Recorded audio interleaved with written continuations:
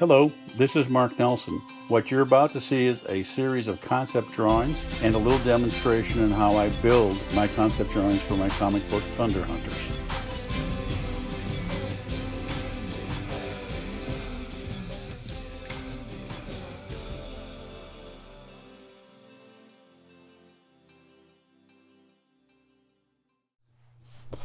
What we're going to talk about is a Lovecraft drawing that I worked on, and it was a portrait of H.P. Lovecraft for my Innsmouth, The Lost Drawings of Manny Sokovia.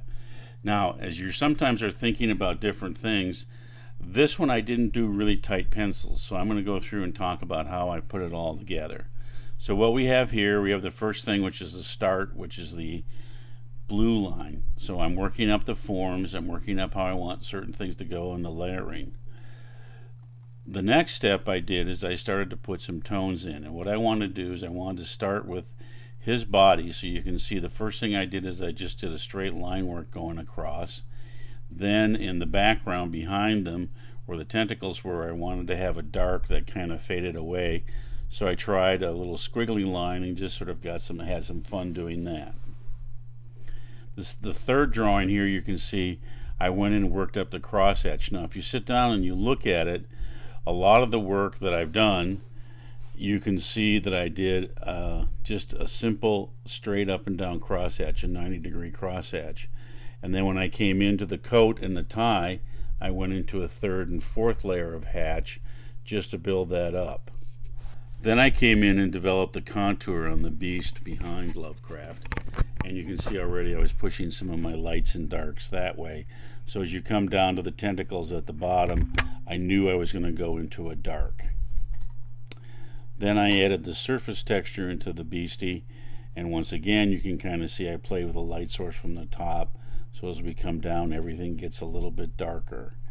And just changing the direction of the line work on some of the sort of veiny shapes versus the sort of flat scale shapes. Then I finished off the tentacles there, which now starts to give you that whole dark background. And I haven't touched the two figures yet. This was a killer. This was doing all the fish and doing all that line work up in the sky. Really took me a long time. And that was a lot of fun to do, to put in this sort of prehistoric fish coming down and playing with it. Now the big choice I had to make is, how was I going to finish off that creature? And what I decided to do was do him so that he had a dark top, a light core going through about the middle of him, and then he went back down into a dark. So you can see I'm kind of building up the whole environment. I'm building up the world, and then I'm starting to place the figures in it. So now I've done the contour of our little guest artist who has won his first place for his portrait of HP. And then you can see I came in and played with his coat, tried to make it feel a little bit more like an old burlappy-ish kind of, you know, little tufts of stuff sticking out of it. So you can see I use a lot of directional lines, and then I use just a few little accent lines to bring that out. Then finishing him off, doing his fingers and his face, and doing the other tentacle helping hold up the frame.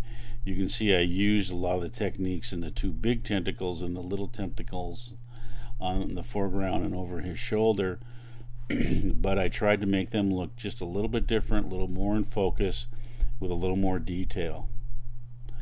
Then I finally went in and did HP's face himself, and that was kind of fun because I tried to find a photograph that not everybody was always using, and it was actually one where he had a little bit of a smile on his face.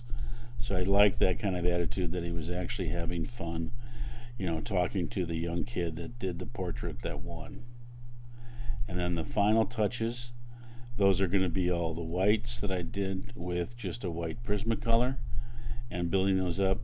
The whites I tried to keep very strong contrast on HP's forehead and his nose, and then as everything sort of fades down it gets less. So if you look at it, it's a real simple composition where you're going from a dark to a light to a dark, and the thing I want you to look at is the brightest. And in some cases, if you look at the forehead and even the shirt, which really stand out, they have the least amount of detail. So sometimes the detail can be used to go back and make the form soft and deal with that kind of a spatial relationship. So that's sort of the thought process that I went through on this. It was a lot of fun. It did take me a long time, and I think part of that, you need to think about it if you want to get things done a little faster, or when I do it, I do like to pencil things out so I really know what I'm doing because I can ink faster. This one, I was playing a game and just having fun, and I just sort of let it talk to me as I inked away.